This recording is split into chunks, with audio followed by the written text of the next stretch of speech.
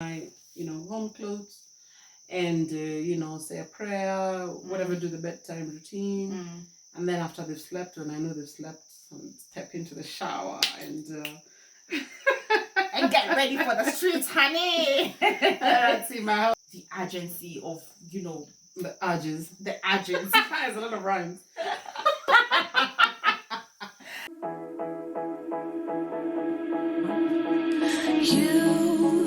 You've been hiding in the shadows way too long. You always thought that you were weak, but babe, you're wrong. Hi everyone, my name is Kathy. And I'm Koi. And I am every woman. Today, guys, we're going to talk about an interesting topic. A fun one this time. Yeah. What are the tips and tricks of dating as a single parent? I mean, here you are, you're a parent, but you have needs. At home, you're just talking to the kids, and you do need some adult connection. Yeah. If you know what I mean. Yeah. So what are the tips and tricks? Because at the end of the day, you also have to protect your children. Yeah. You don't want to expose your children to anything that's not appropriate. Yeah. How do you balance? Yeah. Yeah. Aha. I think you said it very well. Yeah. Really, how do you get your adult fun, quote unquote, as a single parent? As a single parent.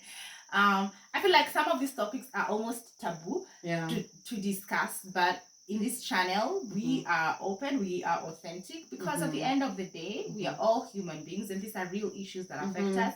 So let's talk. Let's talk and let's be honest. So we have a list each, and I think we'll share. So I'll go first. Okay.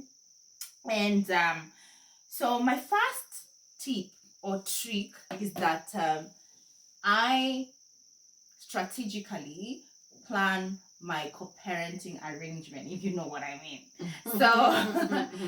So of course, I have I've gone through divorce, and we share a daughter with my ex. So, and my daughter spends.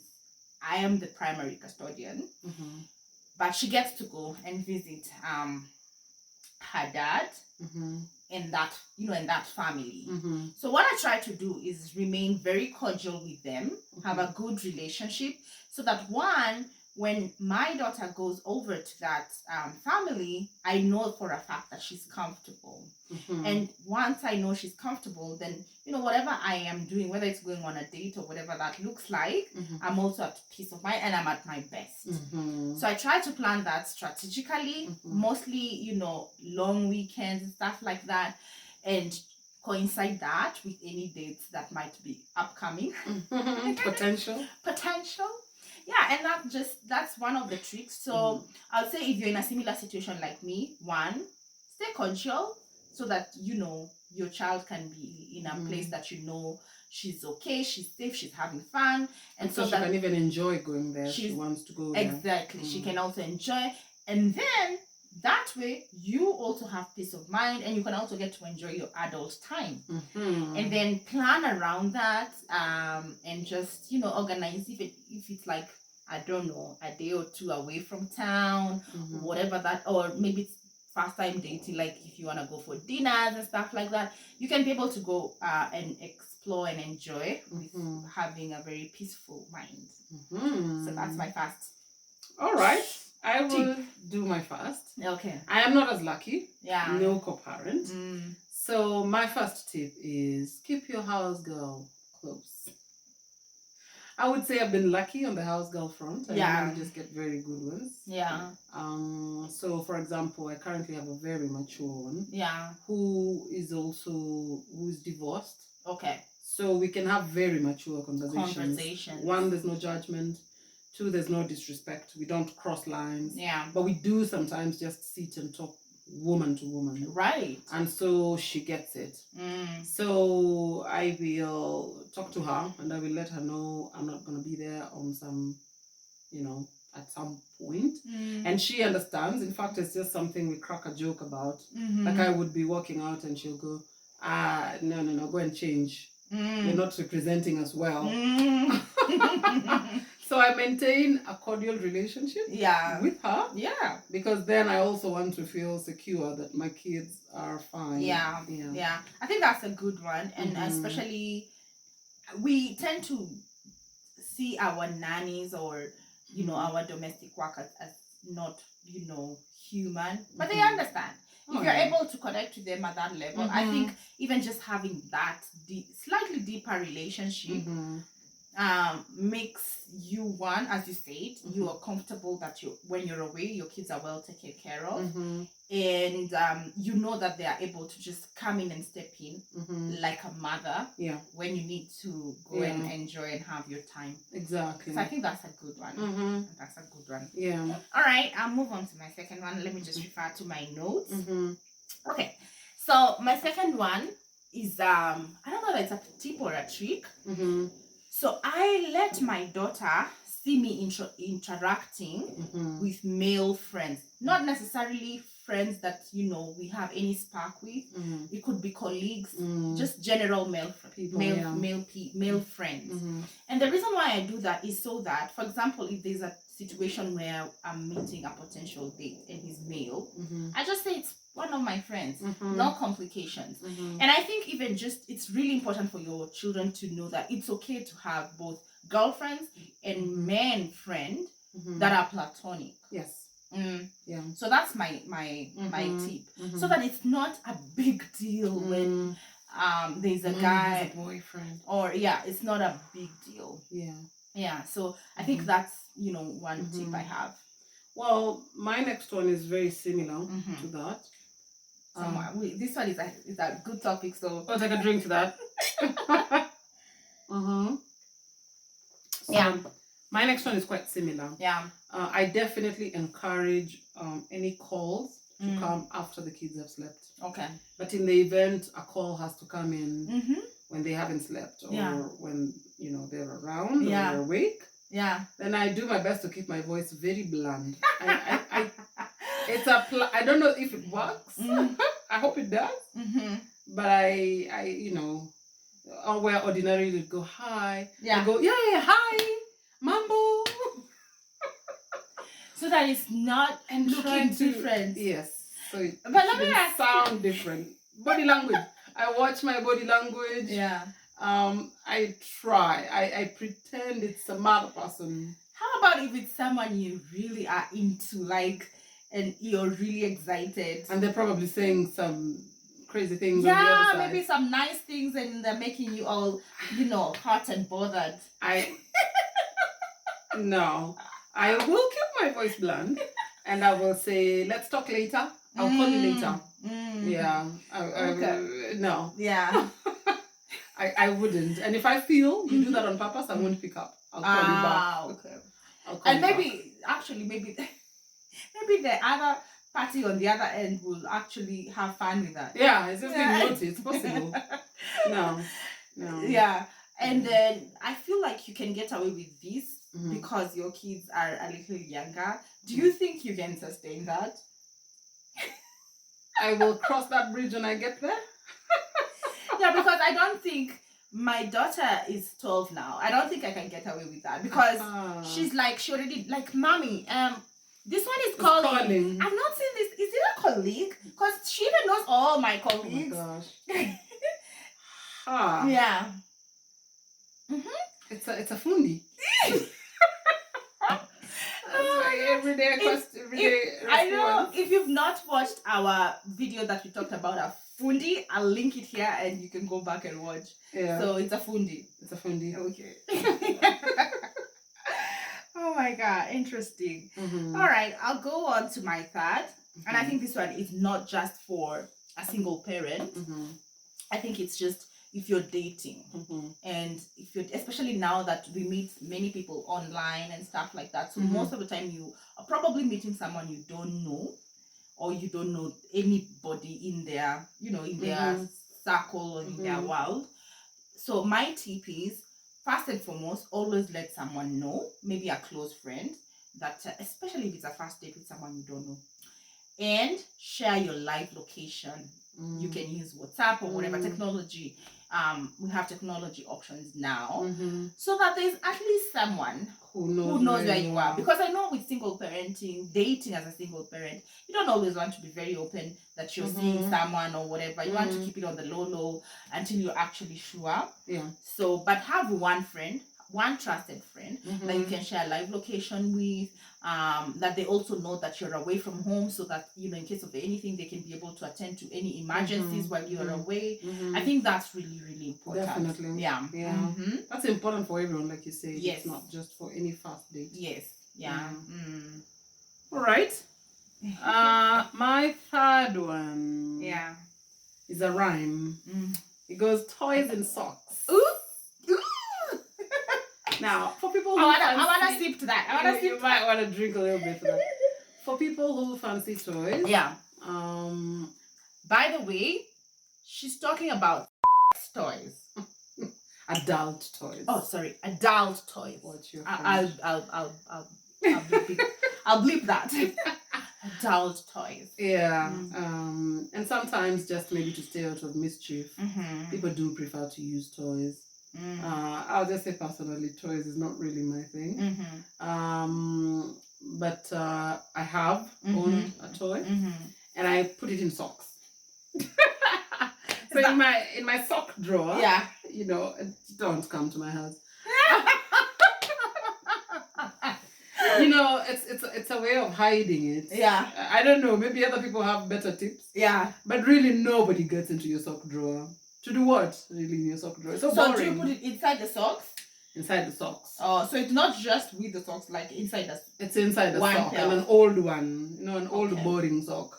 Okay. That nobody wants. Yeah. You know? Yeah. Yeah. So...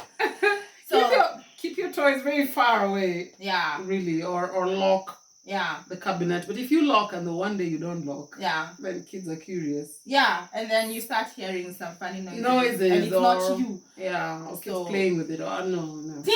That's very traumatic even to just think about. Yeah. Yeah. So. And I wanna pull a tip, like a bonus from just what you said. First and foremost, guys, we are all grown women, right?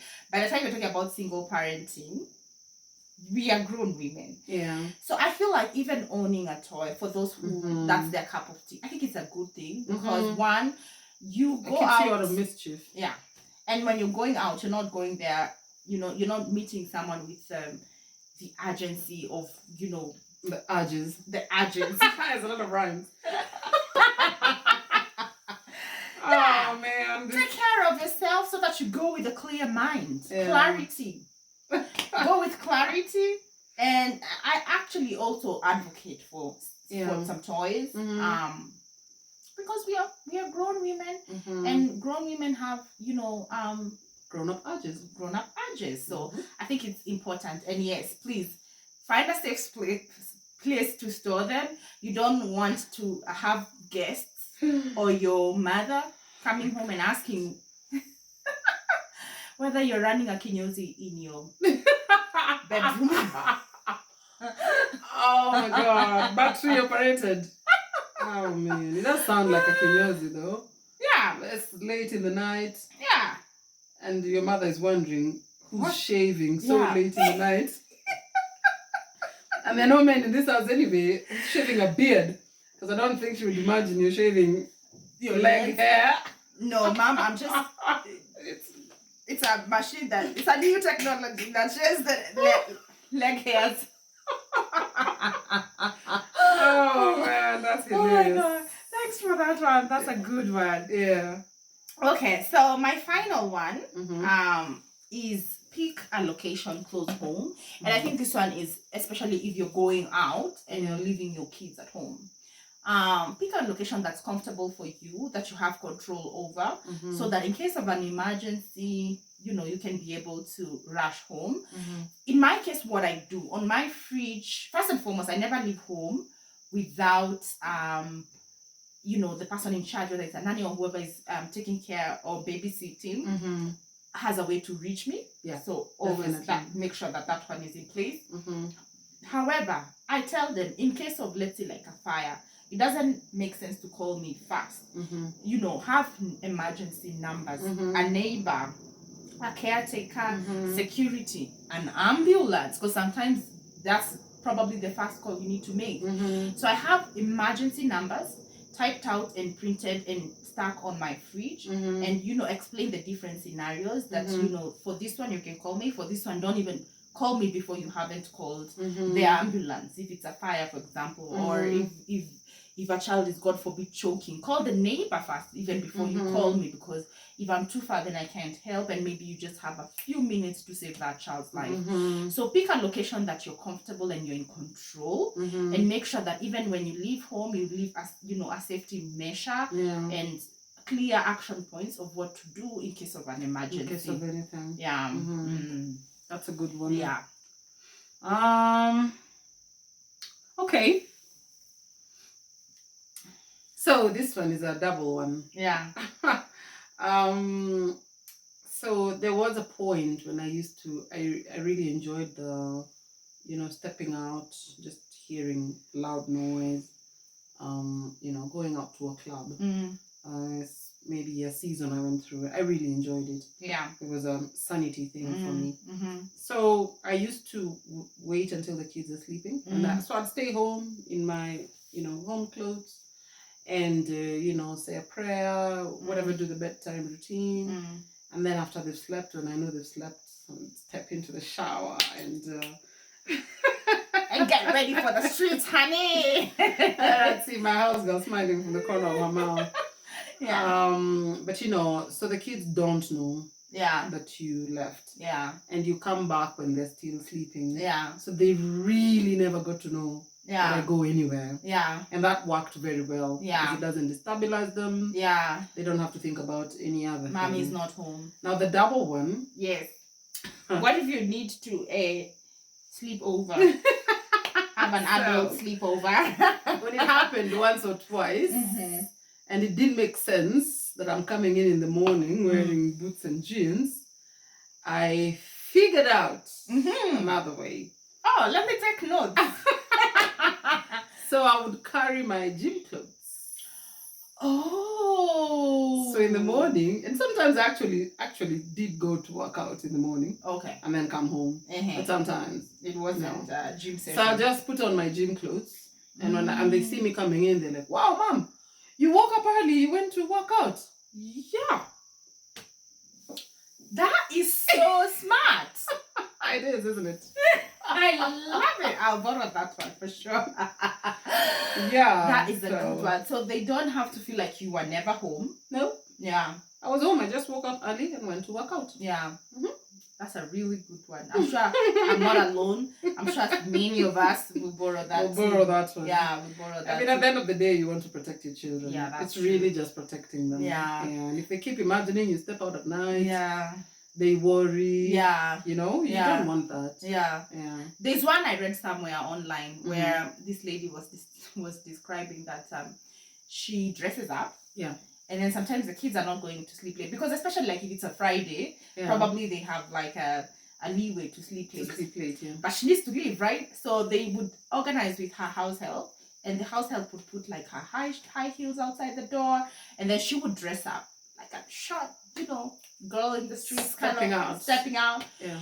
And then on top of that short, skimpy dress, she would put on her dira.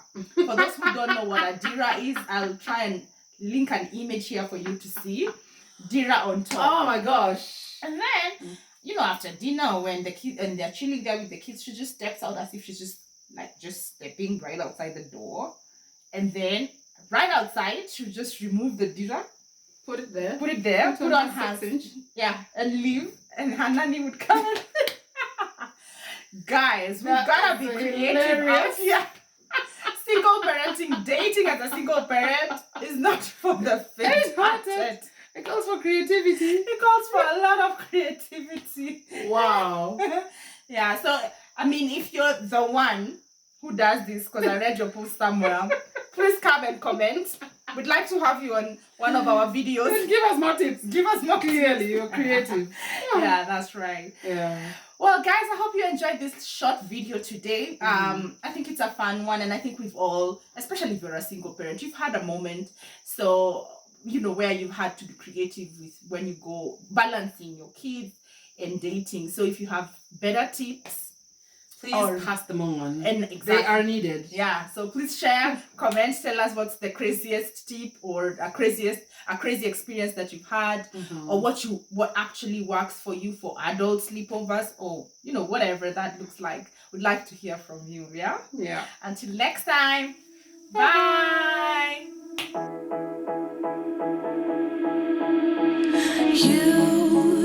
You've been hiding in the shadows way too long.